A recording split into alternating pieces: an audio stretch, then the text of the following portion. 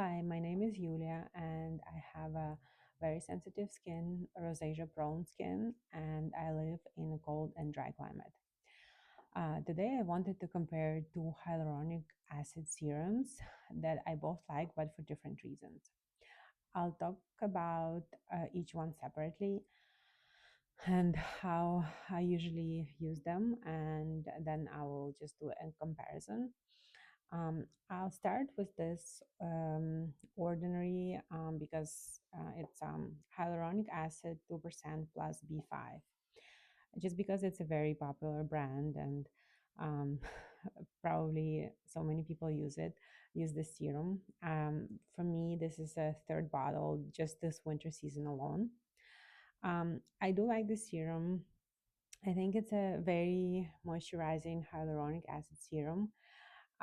It feels like it really pulls moisture into the skin, especially when my skin is very dry or dehydrated, and it happens all the time in winter and cold. Um, I also like that it comes in this glass bottle, as I'm trying to reduce my plastic load where I can. The ingredient list is very simple and functional, mainly hyaluronic acid plus panthenol, which helps with hydration and barrier support. Nothing fancy, and it does exactly what it claims it should do. The one I would say downside for me with this one is the texture. It can feel sticky, especially if applied too much or on dry skin. Um, and So, because of these reasons, I prefer using it at night. Um, and it retails for $12 at Sephora for 30 milliliters, and then $21 for 60. This is a six, I believe this is a 60. Um, so good, good deal. It's yeah, good product. The second one I would like to talk about is this one, Mary and May hyaluronic, just called hyaluronic serum. Um, it actually feels quite different on the skin. It's lighter, not sticky, which I appreciate. And so I tend to use it in the morning. Um, it absorbs more quickly and it kind of feels more comfortable if you want to apply another serum on top of it. I will say that it feels a little bit less moisturizing than the ordinary one. Uh, Not bad, just lighter.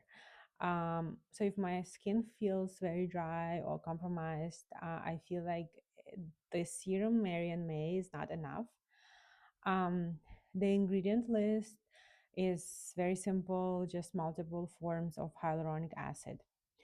Um, so because of the texture difference, I use this one at in the morning and this one at night. Um, it also comes in a glass bottle and it retails for about 19 to $20 depending on where you buy it. Both of these are easy to find. They're basically everywhere. Um, if I had to compare these two, um, they're both very good products. They don't irritate skin. Um, they just have just a little bit kind of serve a different purpose for me. This one is very moisturizing, very hydrating, and this one is kind of lighter. So night serum, day serum. Um, I don't really think one is better than the other. It just depends on what your skin needs and what you like. Also, the ordinary serum costs less. Um, One thing I want to share is how I apply these serums. It just made such a huge difference since I started applying them this way. Uh, I always apply both on wet face. So after I wash my face, I apply this thermal water, which is kind of hydrating by itself. And then while my face is still wet, I would apply one of these serums and just let them dry a little bit. And then I would use another serum or moisturizer or whatever you use. Um, it just feels so much more hydrating because the serums pull hydration from water. Um, um, so if you have sensitive eczema, rosacea skin, both of these work.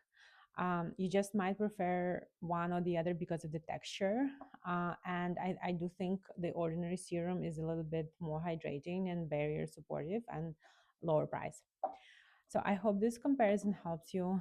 And thank you for spending time with me.